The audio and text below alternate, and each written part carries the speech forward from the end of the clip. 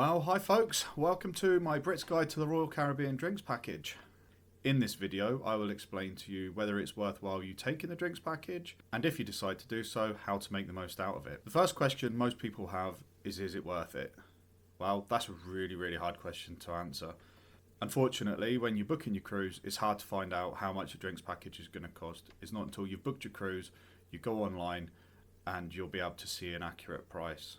I'm pretty sure you can phone Royal Caribbean and they'll give you an indicative figure, but they will tell you that it is subject to change. Just for an example, we cruised the Harmony of the Seas in May 2022 and the drinks package cost us about 750 quid. That's for 2 adults, by the way, not just the one. We went on the Anthem of the Seas in November 2022 and the exact same drinks package, access to exactly the same drinks, fewer bars I will add, and it actually cost us more. It cost us just short of £1,000 for 2 adults. You really do need to bear this in mind when you're deciding whether to book the drinks package and maybe even deciding if you're going to book the cruise, because that is a game changer for some people. One thing you do need to bear in mind when booking the alcohol package is that anybody over the legal drinking age, which is 21, must buy the drinks package. If you don't want the second person to buy the drinks package, you do need to contact Royal Caribbean. Now, I've never done that. I don't know how complicated it is. So if you have done it and you successfully achieved this, please put a comment in the box below and let us know how easy it was, because I would imagine Royal Caribbean won't make it too easy for you. So let's move on to, is it worth it? The question that we all want to know the answer to. The drinks package is currently between £900 and £1,000. Some might be over, some might be under. But for this video, we'll say it's £950. If you want to make it worthwhile taking the drinks package and not paying for your drinks as you go, you would need to consume 100 cans, which works out at 14.2 per day. So we'll just say 14, or round it up to 15. Or you would need to consume 57 cocktails, or 8 per day. So you need to work it out whether you're going to be able to consume that amount of drink or not. One thing you do need to bear in mind is you do get access to the soda cups, the coffees, you get all that sort of stuff. Depending on the ship you're on, depends on whether you get access to some of the more speciality coffees. You're not going to get access to your Starbucks on a cruise with your drinks package, but the Harmony of the Seas had a cafe promenade where you could go and get lattes and cappuccinos and things like that in the morning. On the Anthem of the Seas, they didn't have that. It was just a self-serve coffee machine. So you didn't get as much value for your money on the Anthem as you maybe did on the Harmony. The soda cups you get access to, they have Coke machines dotted around, which you just pop your cup on. They've got an RFID reader in the bottom. You pop your cup on it, choose the Coke or the drink that you want. They've got different energy drinks and things like that as well, and juices. So you can have them. You are limited to one every 10 or 15 minutes, but they're quite big cups. However, I do believe that Royal Caribbean have reduced the size of the cups. So again, you're not getting as much drink in that cup. Some factors to bear in mind as to whether you will make your drinks package worth it or not will be, are you planning excursions? Do you intend on getting off the ship? Because depending on the excursion you go on, you're not going to get your drinks package included. You get it on Coco Key and Labadee, you get your drinks included if you've got your package, but other excursions you won't. You'll have to pay for drinks. Obviously, the less time you're on the ship, the less time you've got to be drinking. You're not going to have access to the sodas, you're not going to have access to the coffees, so these are all factors to bear in mind. Have you got young kids? Do you plan on early nights most nights? Because unless you're going to start drinking at 9 a.m, you're not going to make the most out of the drinks package if you're going to bed at, say, 10 p.m. So again, that's a factor you need to bear in mind. How do you make the most out of it? How do you make that value for money? When you're at the bar, if you're going to be heading back to the room shortly, ask for a bottle of water, pop it in your bag or keep it on the table, take it back to your room, pop it in the fridge. If you're not on the drinks package, you'll get a glass of water. If you're on the drinks package, you'll get a bottle of water. So when you're ordering a spirit, let's say you want to order a vodka and Coke, you will say, can I get a vodka and Coke? No, that's wrong. You need to say, can I get a Grey Goose and Coke?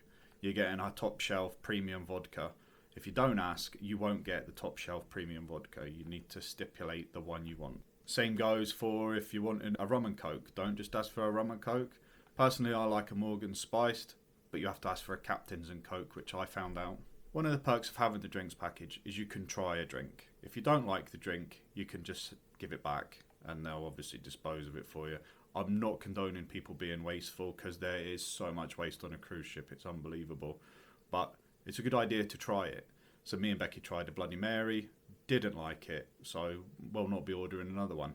But I would never have asked for that if I didn't have the drinks package. I would have just ordered something that I knew I liked. One of the ways I think about it is, if I'm going out for dinner and I want to go for a pre-dinner drink, am I actually going to spend $24 on a cocktail and a beer for me and Becky before we go for our meal? It's a quick 10-minute drink, down the neck, and then away.